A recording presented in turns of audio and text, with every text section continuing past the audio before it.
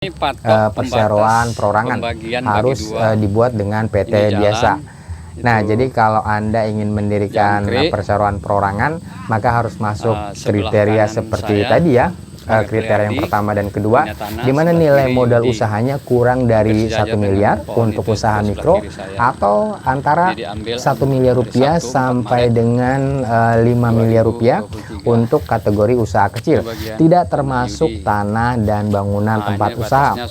Kalau nilai modalnya lebih dari 5 miliar rupiah, itu tidak termasuk kategori usaha mikro atau usaha kecil dan harus dibuat dengan PT biasa.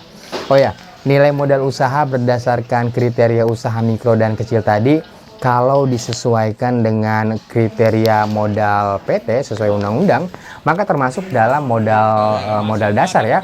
Jadi modal minimal tadi dalam kriteria usaha mikro dan kecil termasuk kriteria modal dasar PT-nya.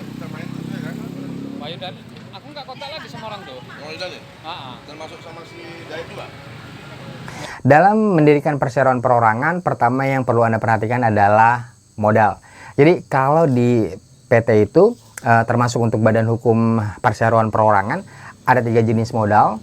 Pertama modal dasar, yang kedua adalah modal ditempatkan, dan yang ketiga modal disetor. Modal dasar ini maksudnya adalah modal perusahaan yang sifatnya tidak faktual ya.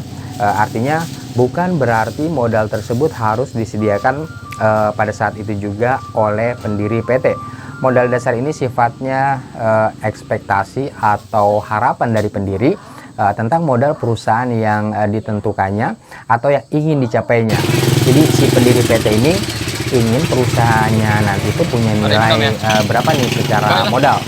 Nah, jadi pendiri perseroan perorangan ini harus menentukan berapa nilai modal dasarnya.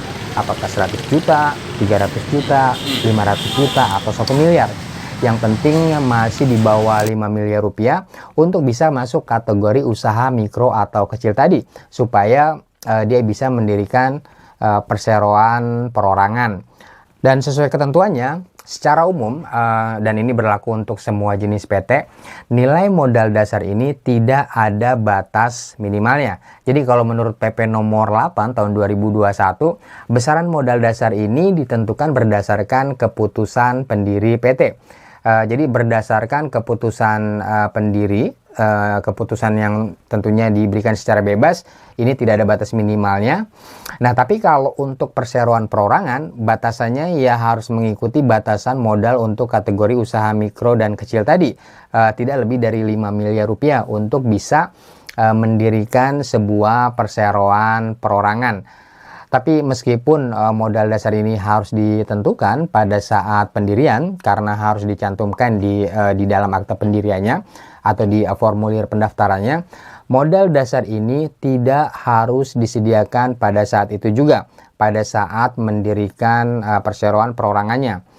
Selain modal dasar, ada juga modal ditempatkan dan modal disetor. Nah, modal ditempatkan dan disetor inilah yang secara faktual harus disediakan oleh pendiri ketika mendirikan perseroan perorangan yang biasanya nilainya itu lebih rendah dari nilai modal dasarnya.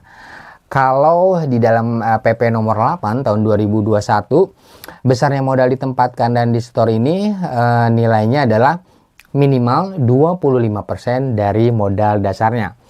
Misalnya Anda mendirikan perseroan perorangan dengan modal dasar katakanlah 500 juta rupiah, kategorinya usaha mikro. Nah, dari modal dasar ini yang harus ditempatkan dan disetor penuh adalah 25%-nya. Ini minimal, boleh lebih sampai batas modal dasarnya 500 juta. Kalau modal faktual Anda atau modal existing Anda ini saat pendirian tidak sampai 100 juta, maka yang nilai modal dasarnya saja yang diturunkan. Misalnya Anda cuma punya modal untuk disetor katakanlah 100 juta, maka Anda bisa menentukan modal dasarnya katakanlah misalnya 400 juta rupiah, bukan 500 juta rupiah. Karena 25% dari modal dasar 400 juta ini adalah 100 juta. Ini sudah memenuhi batas modal minimal untuk ditempatkan dan disetor ke dalam perseroan perorangan. Nah, jadi nantinya ada selisih nih antara modal dasar dan modal ditempatkan dan disetor. Misalnya tadi modal dasarnya 500 juta, tapi modal yang disetorkan baru 250 juta, setengahnya. Maka yang setengahnya lagi, yang 250 juta, itu disebut juga saham portofolio yang bisa Anda tambahkan lagi nanti.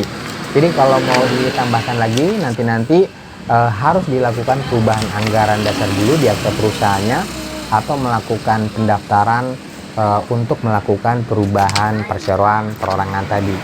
Nah, bagaimana cara menyetorkan modal ditempatkan dan disetor ini ke dalam perusahaan, ke perseroan perorangan? Sementara kan PT-nya aja belum berdiri, masih dalam proses pendirian, pendaftaran. Jadi kan karena belum berdiri ya belum bisa bikin rekening bank. Anda punya waktu 60 hari atau 2 bulan sejak tanggal pendirian PT untuk menyetorkan modal tadi, modal disetor tadi, modal ditempatkan dan disetor. Ya, jadi proses dulu aja pendiriannya. Kalau persyaratan dan data-datanya sudah lengkap, paling enggak sampai seminggu nanti PT-nya sudah bisa jadi sudah berdiri. Kalau PT-nya sudah berdiri, tinggal bikin rekening bank, paling cuma sehari. Baru setelah itu modal ditempatkan dan disetornya bisa dimasukkan ke dalam rekening bank atas nama perusahaan baru Anda sebagai modal disetor. Tapi perlu diingat ya, jangan sampai melebihi waktu 60 hari sejak tanggal pendirian PT. Dan jangan lupa juga untuk menyimpan dokumen bukti setor banknya, karena bukti setor ini yang nanti harus disampaikan atau diserahkan atau dilaporkan ke Kementerian Hukum dan HAM. Itu sebagai bukti bahwa Anda sebagai pendiri telah menyetorkan modal ditempatkan dan disetor sesuai dengan kewajiban.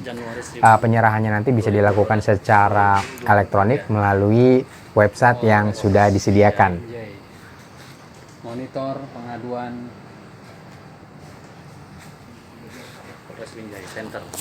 Untuk mendirikan